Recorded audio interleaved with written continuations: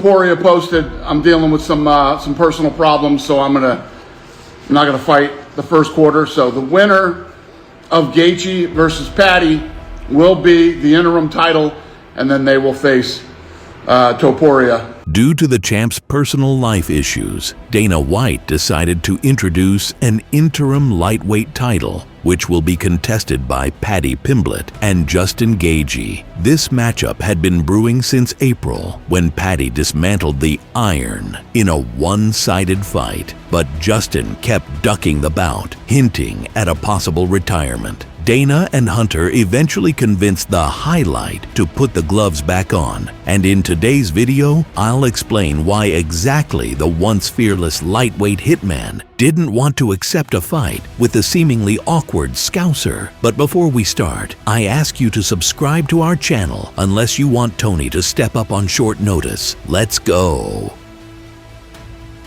Paddy is only 30, and he's probably not even in his prime yet, unlike Justin, who's been alternating wins and losses for quite a while. Pimblett has already shared the cage with fighters who bring completely different skill sets. The fast striker Bobby Green, whom he forced into wrestling with just a couple of leg kicks, Old Man Tony, whom he easily dominated on both levels, and Muscle Milk Mike, who suddenly decided to turn on his fight IQ against the Brit and remembered that, apparently, wrestling is allowed in fights.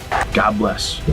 I'll see you at the top. This is #1 bullshit. You might ask, what does this have to do with Justin, who recently finished Poirier and outstruck Fiziev? All those veterans have one thing in common: their age. And Justin, just for the record, is already 37. It's no coincidence that the Highlight's been talking about retirement for a long time now. That brutal knockout loss to Max, the long layoffs, the miles on his body. Gaethje just isn't the young powerhouse he used to be, and in this matchup, that will clearly play right into Baddy's hands.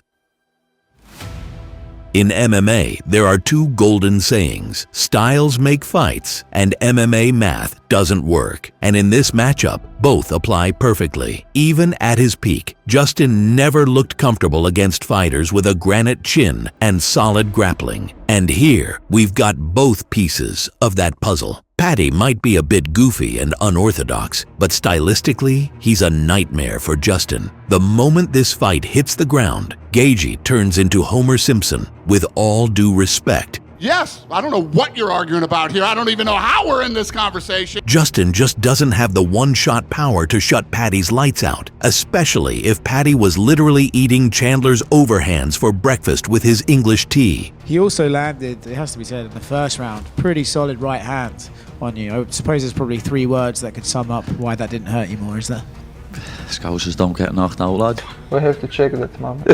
In a 15-minute fight, Gaethje could theoretically hop on his bike, pump the jab, and chip away with leg kicks trying to avoid wrestling. But in a 25-minute war, sooner or later Paddy is getting to the Highlight's legs, and once that happens, it's game over. Had this fight happened a year earlier, you could have easily criticized the Brits' wrestling. Calling Paddy a strong wrestler back then would have been a stretch. This is #1 bullshit. His takedown success rate was nothing to brag about, but in the Michael Chandler fight, he showed clear, undeniable improvements in that department. Yes, Chandler was 38-39 when he fought Paddy, and yeah, we had already seen Charles toss him around. But Oliveira had massively upgraded his own wrestling and proved it again in the Gamrot fight. And let's not forget, Mike himself managed to slam Paddy a couple of times. But in rounds 2 and 3, Paddy showed something absolutely nobody expected from him. Different takedown entries, solid top control, and vicious ground and pound. I believe he will know right away within the first exchange he's not stepping into the octagon with Bobby Green, with Tony Ferguson, with some of these guys that he has fought. It's just a different level, and I still believe where I'm at, it's a bad matchup stylistically for him, and the Paddy train stops in Miami.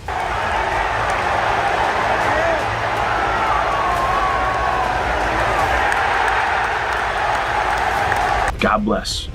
I'll see you. see you at the top. Again, MMA math doesn't work, but we recently witnessed Fiziev taking Gaethje down twice and controlling him on the mat. Sure, it was a shocker coming from Rafa, but if Paddy gets him down even once, there won't be a second time.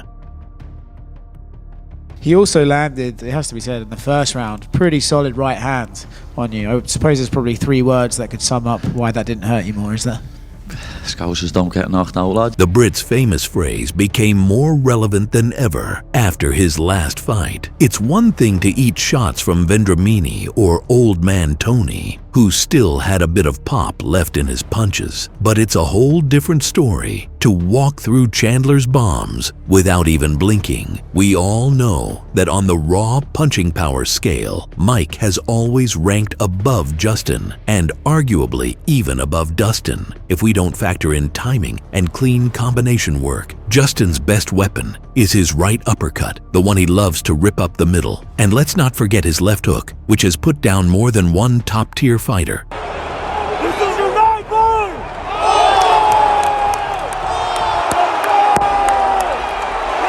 But what happens when the American lands clean and the Scouser just swallows it and keeps marching forward? And Dana said, well, this was a big win, so he could be a title contender right now. You named a few guys that you would want to fight. You also said you wouldn't mind fighting Charles Oliveira in Abu Dhabi. So is that the plan? One more fight, title shot for you? I hope so. I fucking hope so. 2026, lad, I want that belt wrapped around my waist. Nobody ever took Pimblett seriously. Not the fans, not the analysts, not even his own past opponents, especially after that awful performance against Jared Gordon. Veterans like King Green, Tony, even Mike himself boldly claimed they'd walk right through Paddy without breaking a sweat, and they all ended up in the exact same place. You know, everybody's like, well, why'd you call Bobby? Because he called me. He shouldn't have said my name. He should have kept it to those other guys. This guy right here will find you. And when I line it up and I get the sights right, you're going to pay dearly. He wants war. I'm gonna school him. Why you say he's spoiled? What's spoiled about Paddy? Spoiled is like, yeah, he seems like a nice guy. Seems great. Seems like a good person. I'm not knocking him like that. More so, like, no knocks to him at all. Like,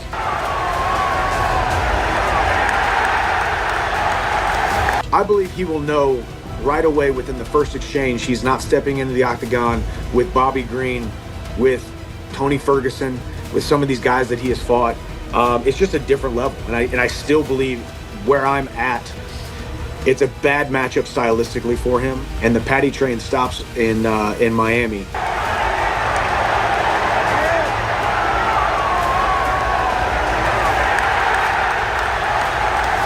I'm not saying Justin will walk in relaxed. It's still a title fight, but it's hard to tune your mindset for Paddy the same way you would for a Poirier or Oliveira. And honestly, I wouldn't be surprised if the Brit comes forward first, cracks Justin with a couple of shots, adding his signature leg kicks, and hits that nerve, that pride switch, that makes Gaethje charge into a firefight, just like he did with Max, because for all his experience, Justin still makes those split-second mistakes he ends up regretting. And all Paddy needs is one tiny slip from Gaethje to drag him to the canvas where the highlights tale may end and the Scouser's legend may begin.